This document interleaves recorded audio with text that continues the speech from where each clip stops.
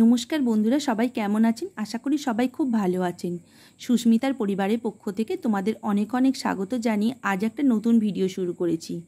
এটা ছিল মহালয়ের দিন ভোরবেলা আমরা টিভিতে মহালয় দেখছিলাম। ভোর 5টা থেকে শুরু হয়েছে। তারপর সকাল 6টা নাগাদ রান্নাঘরে গিয়ে 2 কাপ চা করে নিলাম। চায়ের সাথে নিয়েছিলাম 2টো বিস্কুট, আর চার বিস্কুট খেতে খেতে আমরা মহালয় দেখছিলাম। তারপর সকালের জন্য জলখাবারের জন্য আমাদের বাড়ি থেকে একটু দূরে একটা নতুন দোকান হয়েছে, সেখান থেকে দাদা বাড়ির সবার জন্য চানা আর বাটরে নিয়ে এসেছে। সেটা খাওয়ার পর আমি আর যা মিলে রান্নাঘরে চলে এসেছি। একদিকে ভাত বসিয়ে দিয়েছি, ভাতটা একটু দেরি আছে আর শুকতে হবে বলে তার জন্য সব সবজিগুলোকে কেটে রেডি করে নিয়েছি। তার আগে মাছটাকে একটু নুন আর হলুদ মাখিয়ে নেব, হবে মাছের ঝাল।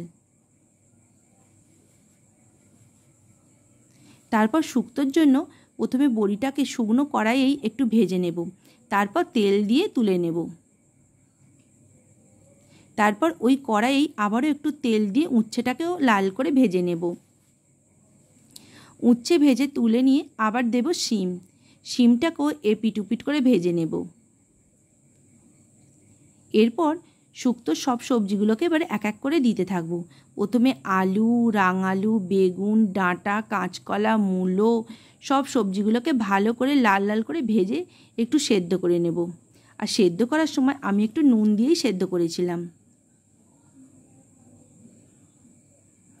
তারপর ওই কড়াই তেল, শুকনো লঙ্কা, জিরে আর 5 ফোড়ন দিয়ে দেব। আর একটা পেস্ট বানিয়েছিলাম ধনে, জিরে, আদা, মরিচ দিয়ে, তাতে একটু হলুদ দিয়ে দিলাম। এবার পেস্টটাকে কড়াইয়ে দিয়ে একটু ভালো করে কষিয়ে সেদ্ধ করা সবজিটাকে দিয়ে দেব। এরপর বড়ি আর উচ্ছেটাকে লাল করে যে ভেজেছিলাম সেটাও দিয়ে দেব।